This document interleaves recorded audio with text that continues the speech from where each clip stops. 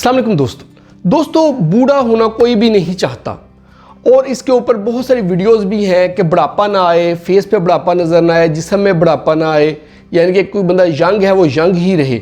इसके ऊपर बहुत सारी वीडियोस हैं। तो आज हम कुछ चीज़ें खोल कर बयान करेंगे कि बुढ़ापे को वापस जवानी की तरफ लाया जा सकता है या नहीं लाया जा सकता। अगर लाया जा सकता है तो उसका क्या तरीक़ाकार है, या फिर अगर हम बुढ़ापे को स्लो कर सकते हैं या नहीं। तो हम जो है ना 8 पॉइंट्स इसमें आज डिस्कस करेंगे। तो मेरी आपसे रिक्वेस्ट है कि आप वीडियो एंड तक देखें और सारे पॉइंट्स सुने ताकि आपकी हेल्प हो। देखिए, बुढ़ापे को हम जो बूढ़ा होना है, बूढ़े होने का प्रोसेस है वो लाइफ के साथ साथ चलता ही रहता है। ये जैसे कोई बच्चा होता है, बच्चे से वो जवान होता है, जवान से फिर उसने बूढ़ा होना होता है, ये लाजमी है। इसको हम वापस नहीं ला सकते, हम इसको स्लो डाउन कर सकते हैं प्रोसेस को।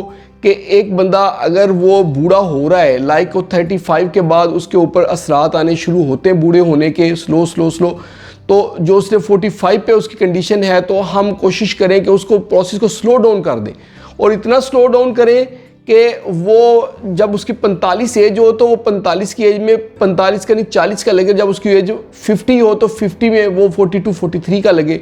और इसी तरह अगर 65 एज हो जाती है तो वो उसकी स्किन, उसकी बॉडी, उसकी मेंटल हेल्थ, ये सब चीज़ें इस लेवल पे हों कि वो कम एज वाले बंदे में जो एबिलिटीज़ होती हैं वो वाली हों। तो एक तो हम देखते हैं कि बुढ़ापे में चीज़ें क्या क्या नज़र आती हैं, कैसे बंदा बूढ़ा होता है, कहाँ कहाँ इफ़ेक्ट होता है। सबसे पहले तो हम स्किन से बात कर लेते हैं कि स्किन जो है जवान बंदे की वो टाइट होती है और जैसे जैसे एजिंग आती है स्किन स्लो लैक्स होती जाती है, नरम होती जाती है और ढीली होती जाती है। यानी कि जो गोश्त है उससे स्किन का जो टाइटनेस है वो ख़त्म हो जाती है, वो ढिलकती जाती है और एज के साथ साथ ढिलकती है। इसके अलावा फेस के ऊपर उसका इफ़ेक्ट आता है, फेस की स्किन जो है ना वो चेंज हो जाती है और लाइनें पड़नी शुरू हो जाती। सबसे पहले आंखों के गिर्द लाइनें पड़ती हैं, उसके बाद चेहरे पे लाइनें पड़ती हैं, माथे पे पूरे, और जो फेस की स्किन है वो भी ढलक जाती है, यानी कि नरम हो जाती है और ढलक जाती है। ये स्किन के ऊपर इफेक्ट आता है। ओवरऑल मसल का बल्क कम हो जाता है, हड्डियाँ जो है उनका वज़न कम हो जाता है। इसके साथ साथ जो जिस्म के अंदर पावर होती है उस लेवल की वो स्लो कम होनी शुरू हो जाती है। मेंटल हेल्थ के ऊपर भी इफेक्ट आता है कि जो लॉन्ग टर्म मेमोरीज तो अच्छी होती हैं, कनेक्शंस बेहतर हो जाते हैं। यानी कि जब बंदा बूढ़ा होता है तो एक चीज़ को दूसरी चीज़ के साथ कनेक्ट करना, एक मामले को दूसरे के साथ कनेक्ट करना, और एनालिटिक्स बहुत अच्छी हो जाती है। यानी कि बूढ़ा बंदे का अगर दिमाग सही चल रहा हो तो वो बहुत अच्छा एनालाइज कर सकता है एज़ कम्पेयर टू यंग, वो सी चीज़ें। लेकिन शॉर्ट टर्म की मेमोरी डिस्टर्ब हो जाती है कुछ लोगों की। इन सब चीज़ों को हम मैनेज कर सकते हैं। देखें, स्किन अगर स्किन का टर्गर, स्किन की जो टाइटनेस है वो कम हो रही है, उसके ऊपर अगर हम काम करें वो बेहतर कर सकते हैं। मसल के ऊपर अगर हम काम करें तो मसल को हम इम्प्रूव कर सकते हैं। ब्रेन पे अगर हम काम करें ब्रेन को इम्प्रूव कर सकते हैं। इन सब के ऊपर मेहनत करनी होती है। अभी कुछ 7 पॉइंट्स हैं, वो 7 पॉइंट अब आपके साथ डिस्कस करता हूँ कि जिनके ऊपर हम काम करेंगे, और कुछ मिथ हैं एंड पे वो हम डिस्कस करेंगे कि वो उसमें कितनी सच्चाई है। फर्स्ट ऑफ ऑल तो डाइट पे आता है। बहुत सारी रिसर्च चीज़ें हैं। एक है मेडिटेरेनियन डाइट, यानी कि दरियाए नील जो है उसके किनारे पे जो लोग रहते हैं, सदियों से जो वो खुराक खाते आ रहे हैं, यहाँ से 5000 साल से वो जो खुराक खाते आ रहे हैं, अगर वो वाली खुराक ली जाए तो उससे एजिंग प्रोसेस जो है वो स्लो हो जाता है। क्योंकि देखा यह गया कि दरियाए नील के किनारे पे जो लोग रहते हैं वो सब लोग मुख्तलिफ एथनिक ग्रुप से भी हों, लेकिन वो यानी कि ज़्यादा उम्र उनकी होती है लेकिन वो कम के लगते हैं। तो उसमें यही था कि उस डाइट को जिन लोगों ने फॉलो किया उनके साथ भी ऐसे ही हुआ। उसमें बहुत सारी अल्ट्रेशंस भी आई हैं, यानी कि हार्ड एंड फास्ट वही डाइट नहीं, उसमें कुछ चेंजेस हैं। वो कुछ लोग उन चेंजेस को भी करते हैं कि वो चेंजेस कर लें और अपनी जो है एजिंग को बेहतर करें। अच्छा, दरियाए नील के किनारे क्या चीज़ खाते हैं? फल खाते हैं, सब्जियां खाते हैं दरियाए नील के किनारे के लोग, और उसके साथ दालें लेते हैं। जो मीट है वो थोड़ा लेते हैं और इसके साथ साथ मछली का इस्तेमाल वो ज़्यादा करते हैं, जैतून के तेल का इस्तेमाल करते हैं, लेकिन दूध कम लेते हैं। लेकिन ये अब डाइट पे हम बाद में आएंगे कि डाइट हमने किस तरह, उसमें कुछ चीज़ें हैं, कुछ मिथ हैं, उसको हम अभी डिस्कस कर लेंगे। इसके साथ साथ हम अभी डिस्कस करते हैं कि डाइट के अलावा और क्या चीज़ें हैं।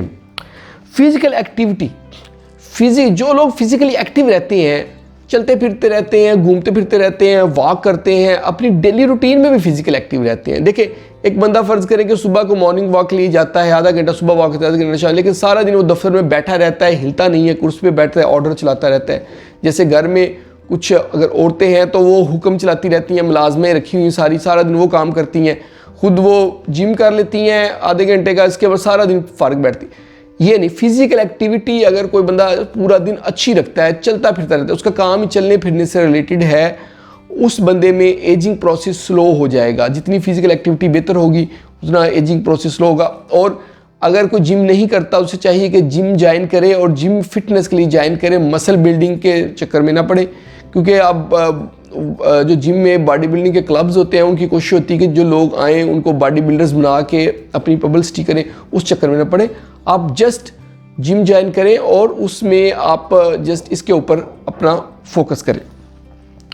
फिजिकल एक्टिविटी के बाद है कि कुछ लोगों को लत पड़ी होती हैं, जैसे सिगरेट नोशी कर रहे होते हैं, या अल्कोहल वगैरह लेते हैं, या नशावर चीज़ें लेते हैं, या मुख्तलिफ इस तरह की चीज़ों की जो लत पड़ी होती है वो भी एजिंग प्रोसेस को बढ़ा देती है, बंदे को बूढ़ा कर देती है। उसके बहुत सारे नुकसान आते हैं, मेंटल हेल्थ पे भी आते हैं, फिजिकल हेल्थ पे भी आते हैं, स्किन पे भी आते हैं।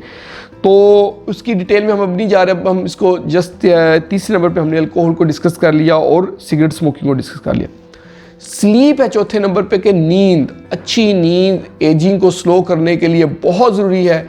अगर हम अच्छी नींद लेते हैं, 8 घंटे की नींद लेते हैं और रात को नींद लेते हैं और प्रॉपर सही तरीके से अंधेरे में नींद लेते हैं, बिल्कुल अंधेरा गुप करके, तो उससे जो है एजिंग प्रोसेस स्लो हो जाता है। इसलिए अपनी नींद का ख़ास ख्याल रखें।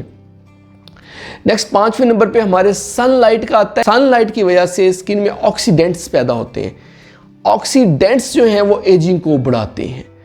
अगर आप जितना सन के साथ एक्सपोजर आपकी स्किन का ज़्यादा होता जाएगा, आपके बालों का, स्किन का, फेस का, हर चीज़ का जितना एक्सपोजर ज़्यादा होता जाएगा, स्किन के ऊपर एजिंग का इफ़ेक्ट बढ़ता जाएगा।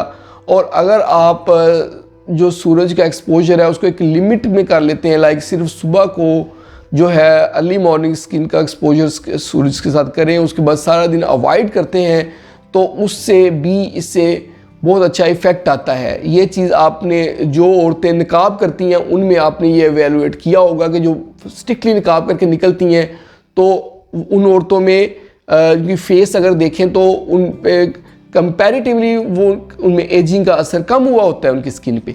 तो ये है सनलाइट। अब 6 नंबर पे है स्ट्रेस। जितना कोई बंदा वो स्ट्रेस में ज़्यादा रहता है, mental stress, tension, anxiety, over thinking, ये सारी चीज़ें जितने को अपने दिमाग के अंदर जितना वो भरता जाता है उतने ही उसके जो ब्रेन के ऊपर भी एजिंग का इफेक्ट होता है, स्किन के भी होता है, मसल पे भी होता है, पूरी बॉडी पे फिर इफेक्ट होता है, सिर्फ ब्रेन पर नहीं होता।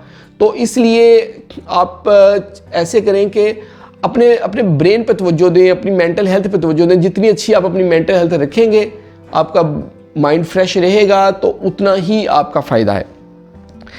और 7 नंबर पे आता है कि जैसे बुरी लत लगी होती हैं, बुरी आदतें पड़ी होती हैं, सुस्ती काहली की आदतें या फिर नशे की आदतें पड़ी होती हैं, ये बैड हैबिट्स, कुछ लोग पान खाते रहते हैं या इस तरह, यानी कि ऐसी चीज़ें खाना जिसका उनकी सेहत के ऊपर बुरा इफ़ेक्ट पड़ता है, तो या फिर खाम की मेडिसिन लेते रहते हैं जिनकी उनको ज़रूरत नहीं होती और बॉडी के ऊपर इन चीज़ों का बैड इफ़ेक्ट आता है। इसलिए जो भी आप कंज्यूम कर रहे हैं वो इस तरह बिला वजह ना करें, अपने डॉक्टर से कंसल्ट करके कंज्यूम करें और एक हेल्दी लाइफस्टाइल अपनाएं। अब हमने शुरू में बात की थी कि जो कुछ मिथ हैं उन पर डिस्कस कर लें। कुछ लोग कहते हैं जी दूध जो है वो बचपन में और जवानी में पीना चाहिए, बुढ़ापे में दूध नहीं पीना चाहिए, बुढ़ापे में हमारी बॉडी के अंदर जो प्रोटीन होती है दूध वाली उसको इतनी ज़रूरत नहीं होती। इस तरह के मुख्तलिफ मिथ हैं। इसका दूध हम लेते हैं प्रोटीन के लिए नहीं लेते, दूध हम लेते हैं विटामिन डी के लिए, दूध हम लेते हैं कैल्शियम के लिए। तो कैल्शियम जो है हमें दूध से मिलता है और उसका कोई तल्लक नहीं है कि जवानी में नहीं लेना या बुढ़ापे में नहीं लेना। दूध हर उम्र में लेना होता है और बुढ़ापे में भी बहुत ज़रूरी होता है। दूध, दही, ये सब कुछ लेना होता है। और कुछ लोग कहते हैं जी दही जो है ना वो हज़म नहीं होता ओल्ड एज में। ये कोई इस तरह की बात नहीं है, वो हज़म होता है, उससे कैल्शियम मिलता है। इसलिए अगर दूध वाला मसला है तो वो आप दूध जो है ना लाजमी है। एक रेड मीट का है, रेड मीट जो है यानी कि सुरख गोश्त, जिसमें गाय का गोश्त है, जिसमें ऊँट का गोश्त है, ये वाला जो है ना वैड़ी का गोश्त है, ये गोश्त आप इसको वाइट मीट से रिप्लेस करें या मछली से रिप्लेस करें तो उसका बॉडी के ऊपर इफेक्ट होता है। जो एक और है कि जो चीनी है वो दालों के साथ अगर मिक्स करके दी गई हो तो, या नट्स के साथ हो तो वो चीनी हार्मफुल है। ऐसी कोई बात नहीं है। अगर चीनी लेग्यूम्स के साथ यानी कि दालें और चीनी जो है, दाल और चीनी का कोई डिश बनाई गई है तो उसके बॉडी के ऊपर बैड इफेक्ट नहीं आता। आता है पेस्ट्रीज़ का, जो पेस्ट्री बनाई जाती हैं और जो कोल्ड ड्रिंक्स होती हैं और जो शुगर कैंड जूसेस होते हैं, इनसे जितना आप करना है, इससे कोलेस्ट्रॉल भी बढ़ता है, इससे ओबेसिटी आती है, इससे एजिंग प्रोसेस बढ़ता है। इसलिए इसको बंद करना है।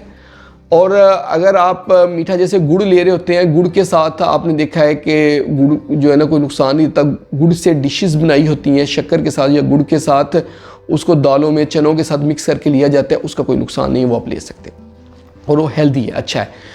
इसके साथ साथ फर्दर हम डिस्कस करते चलें कि कुछ लोग कहते हैं कि जो है ना फ्रूट्स जो है ना वो नहीं लेने, जो आप डिशेस खा रहे हैं, खाना खा रहे हैं, दालें खा रहे हैं, उसके साथ फ्रूट नहीं लेना।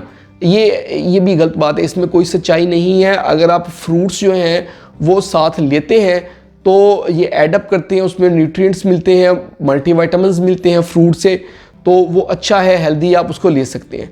और जो फैट है, फैट में आपने घी, चाहे वो देसी है डालडा है, वो नहीं लेना।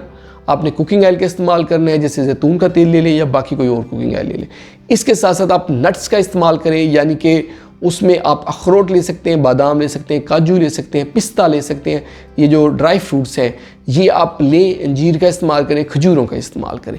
ये चीज़ें आप इस्तेमाल करें, इनसे आपकी एजिंग प्रोसेस जो है ना वो बेहतर होगा, यानी कि एजिंग नहीं होगी, आप यंग नज़र आएंगे, आपका ब्रेन यंग रहेगा, मसल यंग रहेंगे, एक्टिविटी आपकी यंग्स वाली होगी। और फाइनल हम ये कहते चलें कि जो प्रोसेस्ड मीट है, जो प्रोसेस्ड फूड है उसको ना लें। कैंड फूड जो है उनका इस्तेमाल कम से कम करें, ज़्यादा से ज़्यादा नेचुरल फूड पे रहें और नेचर के साथ वक्त बिताएं।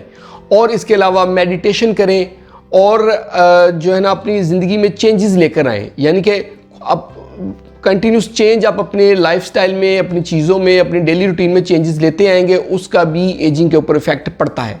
तो ये थी आज की हमारी वीडियो एजिंग के ऊपर कि अगर कोई बूढ़ा नहीं होना चाहता या वो चाहता है कि बुढ़ापे की वजह से परेशान है या बुढ़ापे के जो अमल है उससे परेशान है, उससे परेशान नहीं होना।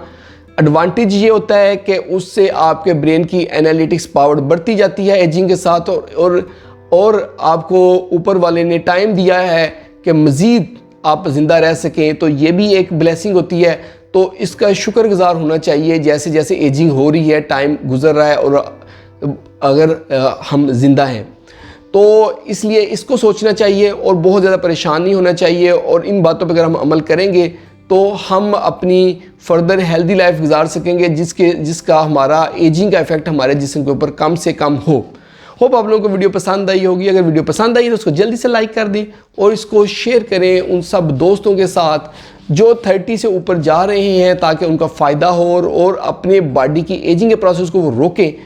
वैसे एजिंग को, वक्त को तो नहीं हम रोक सकते, लेकिन एजिंग के प्रोसेस को हम स्लो डाउन कर सकते हैं। और हमारे चैनल को जल्दी से सब्सक्राइब कर दें ताकि हेल्थ से रिलेटेड अच्छी वीडियोज़ आपको मिलती रहें। बहुत बहुत शुक्रिया।